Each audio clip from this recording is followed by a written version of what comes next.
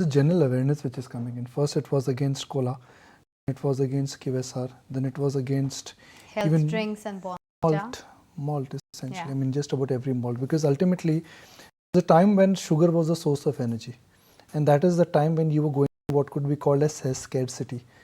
Now, that particular composition may not work. It may have worked in 1980s, it may have worked in 1990s, but that is not something which should be a source of energy. The source of energy has to be protein, the source of energy has to be carbohydrate. So there is nothing criminal in what it is doing. It's just that it has come to notice that the compound which they make, which is called as baby food and which is the infant market, when Nestle lion market share, I think 85% market share, is it getting noticed, or it is something which now needs to be addressed? I doubt that it will have impact on the sales so much per se, because there are more health warnings which are given in the tobacco space, when it comes to cola consumption, when it comes to not eating clean food and street food, but they grow. I mean, there's a different audience, but anything which has got to do with the claim that there is food will give you energy, and if the basis of that is sugar, is something which now needs to be addressed. Sugar cannot be the source of energy. The sources of energy, at least in baby food, they have to be different. Abnish Roy, is the stuff in Nestle today justified? Sure. So thanks. Yeah. So definitely three things. One is the sell-off today. We don't see that necessarily coming out because of yesterday's development of sugar 3 grams per serving. I would say that in Nestle last few weeks, back to back, there has been some negative news flow. First, there was the news flow of cocoa cost increasing last 1 year almost 200-300%. Last few months doubling. Second one was, of course, coffee cost also has been inflationary. So what we see is Nestle margin expansion in the near term is looking a bit challenging because of coffee and cocoa being high. But yes, milk cost is down, so that should definitely address partly. Second was the royalty increase, so 15 bips royalty hike every year for the next 5 years. So over 5 years time frame, 75 increase. Coming back to this sugar news, we don't see any significant impact on the sales of Nestle's products here because of three reasons. One is, of course, Nestle has reduced the sugar content in the last 5 years by 30% in the Indian products. So my sense is they will keep doing that. So the added sugar content has to go down, especially if you see Indian pediatricians say that below 2 years there should not be any added sugar. So I will expect that Nestle will keep on doing the local R&D team to use it further. Second is, if you see in India, most food products there is added sugar. So I would say in developing countries, because of the pricing challenge versus say developed countries where that issue is not there, there is a added sugar in most food products. So I would say that as we transition towards tougher regulation and definitely per capita income improves, gradually that journey will happen. But I don't see that near term any big regulation is there because of this. Because this is not something like lead or something like that. This is sugar which is there in most of the food products which we consume. But yes, the journey will be there from the Nestle's local R&D team. This is what we'll definitely expect.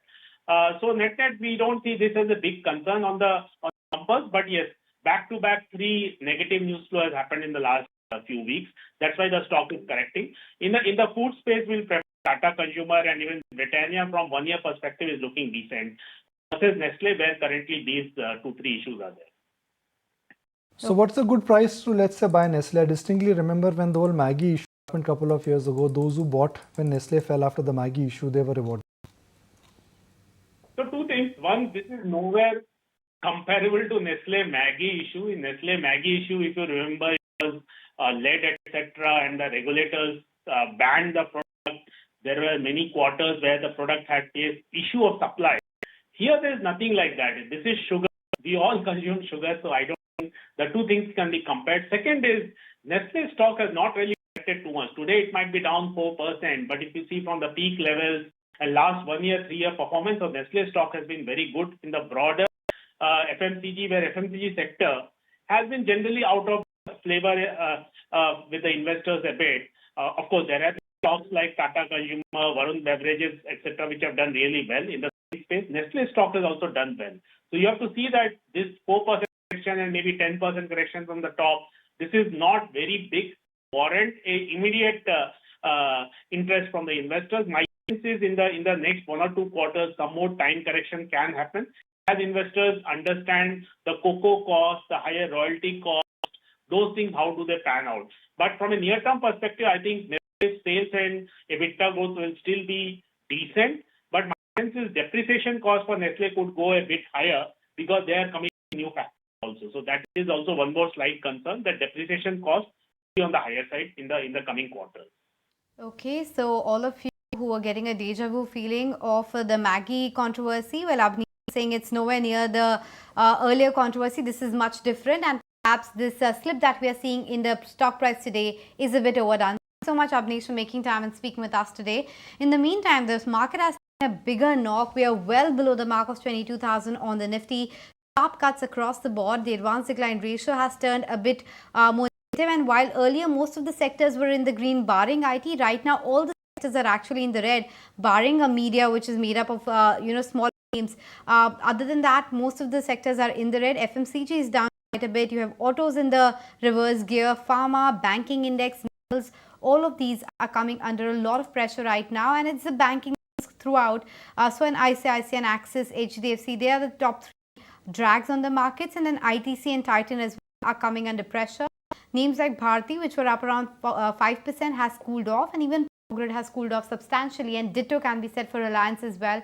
At one point of time, it was above the mark of 1% gain. Right now, pretty much flat, actually in the red right now for Reliance.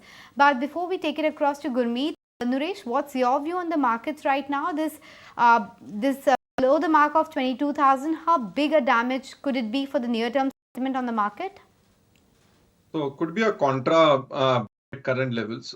We've seen some bit of a downtick come in indices with some possible announcement across the geopolitical, but we've not seen a similar take happen in Dow Jones or the European index, as well as on crude oil as such.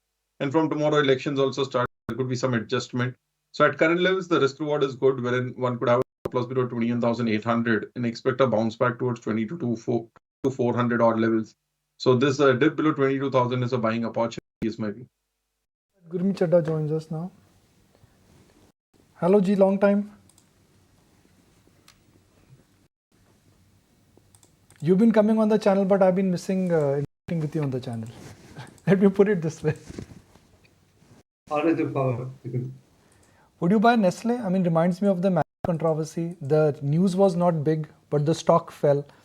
The news on Nestle sugar products is not something which is going to change their sales dramatically. We all know that there is sugar in cola.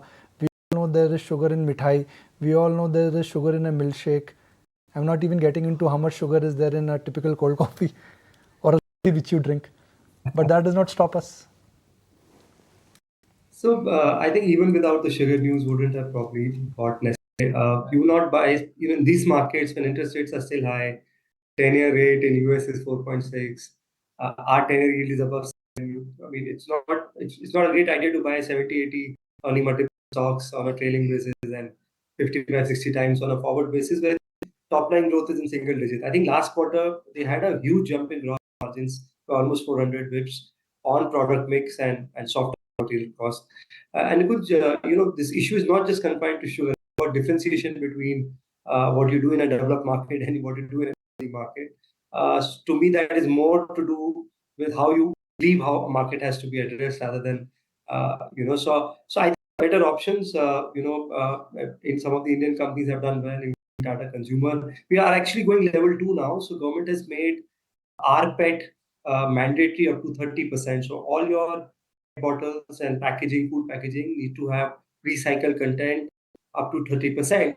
And the deadline starts next year. And then after that, there is penalty. So they're a very limited company for doing that. So one company we like is Ecosphere, which is into rPET. It also does RSPF for textiles. We are seeing that recycled material being used in textiles also. So something which is a good ESG play, a very small company, reasonable market valuation. That is something we are adding. And we will look at some of the other names, including Marico, including Godrej Consumer, where there has been a change in leadership. So we like those names. And I also like QSR, not really related to this space, but you're right now getting the entire QSR space at 60,000 crore market cap. which is let's say even less than that of Cipla. I think this space is only going to do well. If you like this video, then like, share and subscribe to ET Now.